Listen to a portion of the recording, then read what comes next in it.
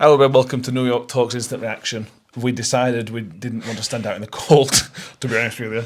So we've come into the mixed room. We've got the Joe Powell calendar in, just for good measure. If anybody doesn't know about the Joe Powell calendar, well, I'm not going to explain it to you. 2-1 win, Mick. A what? 2-1 win. Oh, okay. Not pretty, not particularly exciting, but that doesn't really matter, I suppose. When you get, especially after Saturday, we need to get 3 points. Yeah, we did, and it's important that we got that victory. The performance is probably better off not talked about. We got the result, we got the goals. I think their goal probably gave us a boot up the backside, and we kind of put the game to bed pretty much straight away after that, didn't we? But it took some doing, didn't it? Oh God, did it take some doing? Yeah. We've had some forgettable 45 minutes of football this season, and that first half was up there. Yeah. As one of the most forgettable. Both teams were really, really poor. I'll put it into a hangover for us from Saturday. But they scored the goal, Mick. Really, really. I still can't decide if it's a really soft goal to concede or whether you just need to go, that's brilliant from their player. I keep tossing between two because it's a good run. The finish is fantastic, but I'm just. Were we a bit soft? Let's try and be positive, shall we? Yeah. A great finish. Let's stick at that. Okay. Because I think defensively it were really poor. Raggett he got both feet planted on the floor, and he wasn't able to move either of them.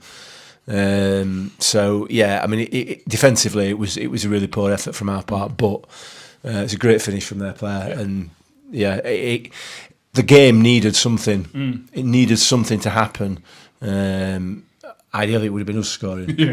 But it kind of sparked us into life because I don't know what else was going to do, quite frankly. But that did. So a bit of pain, and we got the gain out of it, I suppose. Yeah, we talked about Saturday about not reacting and how reaction against Burton was just dreadful. From every time something happened, we reacted very, very badly. But again, I don't know if it's a home thing or what, but we were reacting very, very well. As soon as they scored, there was only one winner, and it was going to be us. We were the only team that were going to create enough opportunities to score. We maybe could have had a couple more. Their keepers pulled off a good save, I think, from Sibley, another one as well. So the reaction from the players on the pitch was excellent. Yeah, absolutely, without a doubt. We went from being just tedious to dominating the game and creating more and more chances. So I don't understand why, and maybe that's something we'll go into on Thursday when we kind of review the game. But it needed something, and we got it in the form of one of their goals. And like I said, then there was nothing else going to happen with it. There were only ever going to be one result, and arguably we should have had more. So there's complaints about the performance overall, but the result you can't complain about. It's 3 points, and it gets us further and further away from that drop zone. And we're safe. We're miles away from that. Yeah, no, we are. We are at the moment. But we haven't achieved the 50 points yet, and that's the key. That is got to be for any season, no matter what the situation. That's your first target, and we haven't hit that yet. So, just saying. So negative. Malik Wilks epitomises Rotherham United at the minute. If Malik Wilks is quiet and doesn't have a particular game and don't impact it, Rotherham United have a quiet game and don't impact it. Yeah. And then when Malik Wilks turns up, we turn up. And that's a concern because we rely on one player, but at the same time, he often does turn up. It might be for 10 minutes, but he often does turn up in the game, and he did today in their defender's head for the entire game. Yeah. And the headers the ball from Powell's stunning. Yeah. But it's a really tidy finish from Wilks, and it caused him a lot of problems in the second half. It did, and it's weird because all he got to feed off on the first half were long balls. Yeah. Which was ridiculous, and I felt for him. I felt sorry for him. And then we got the ball on the deck in the second half after they'd scored, and he made a lot more success out of it. Ironically, scored from a header. Despite what I just said there, but. Again, get the ball out wide, put the ball in the box, you're going to cause problems. And we did, finally. And he took it really, really well, to be fair. Yeah. You could argue that the defender, I'm sure from a Cambridge point of view, they'll complain about the defender because he was poor defending. But he's still got to put it in the back of the net, and he did it really well. So, can't complain. Yeah, and then I think Wilks. I did watch, but I'm sure it Wilks that assisted the second goal as well. We'll talk about this first half substitution and hacks and everything else that went with the substitution on Thursday because we need time for that. But the benefit of Hacks being in that advanced position is he's fantastic at that.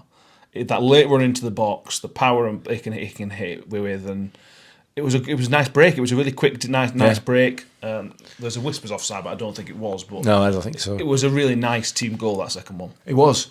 Again, it wasn't a long ball. We put the ball on the deck. We played it out. We went out wide. Wilks cut back in, and Oddoffin.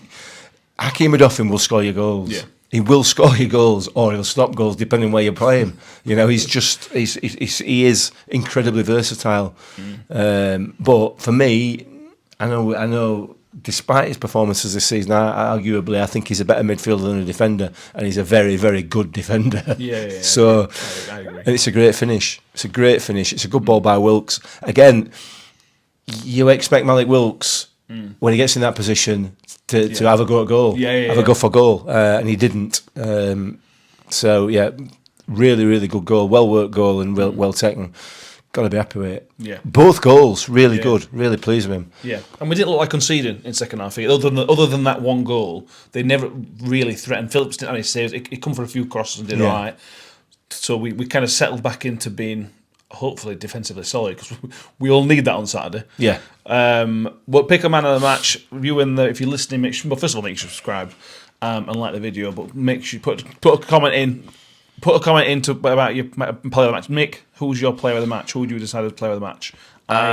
It's a tough one to pick. It is a tough one. I'll go with Oddoffin, I think. I think I'd go with Hakeem Oddoffin because I think defensively we were very, very good. Yeah. And then when he slotted up into midfield, he impacted the game arguably more than anybody else, probably. Had Sibley scored, I think I might have gone for Sibley because I thought it was quiet, but what he did very, very well. Mm-hmm. I think he was just lacking a goal, but I would probably go for Wilks because I thought second half he was excellent. I'm sure plenty of you will disagree. Cambridge fans, tell us who your man of the match was. I assume it was Loft because he scored a great goal. Yeah, but let us know either way. Anything else? No. Superb. Join us on Thursday for a Terry's chocolate orange cream egg update. Oh yes.